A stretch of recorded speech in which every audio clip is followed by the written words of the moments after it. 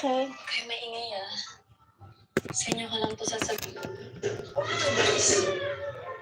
Hindi kasi si Charles yung ano.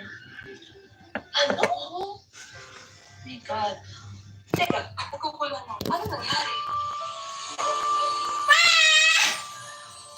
I will tickle you. Cheers. I will tickle you. Saan ka pupunta?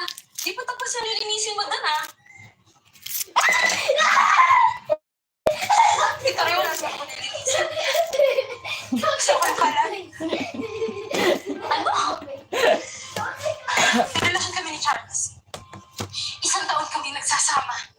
At hindi ko alam na may asawa siya. Ang kapal mo! Nandito ka pa sa bahay namin! Ang kapal sa mukha mo! He wants to play with me. Don't kami! Niluloko mo din si He wants to Charles! play with me. Mahal mo ba asawa ko? Hindi ako pupunta dito! Hindi ako papanggap na kung sino! Hindi ko na! Buntis ka, di ba? Buntis ka! Pero hindi si Charles yung ama! Ngayon sabihin mo sa akin! Malinis ka? Ha? Oo! Kita ko! Pero siya rin lalaking minahal ko!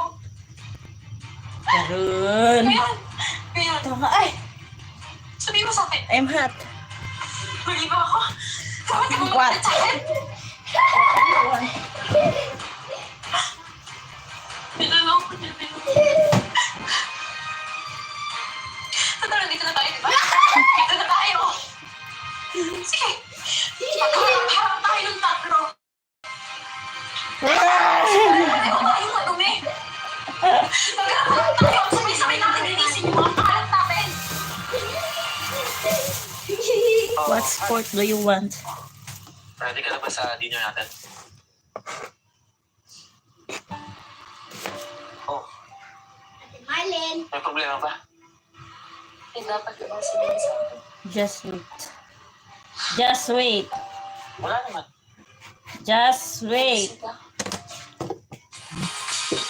Just wait. After I cook dinner, I will tickle you until you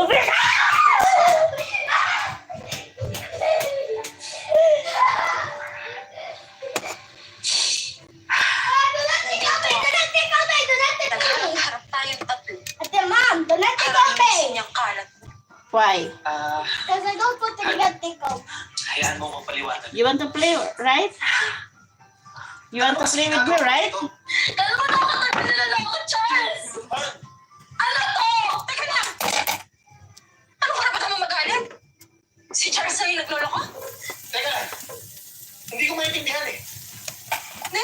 Hindi. Why are you laughing? Bakit hindi mo sabihin kay Charles yung tumi mo? Gusto mo ba? Just wait. Sa manggalit? Ano to? Sige, ganito. Para naman hindi magmukha na ako lang yung masama dito kasi ako yung kabit, di ba? Buntis lang. I don't know how to play. Alam ko, kaya nandito ako eh. I don't know how to play volleyball. Ako, alis. Ate Marlene, do not take out me. Okay, just wait. Buntis si Victoria. Because Pero hindi ko ama. I'm not yet done cooking. Ano? Ulis ka!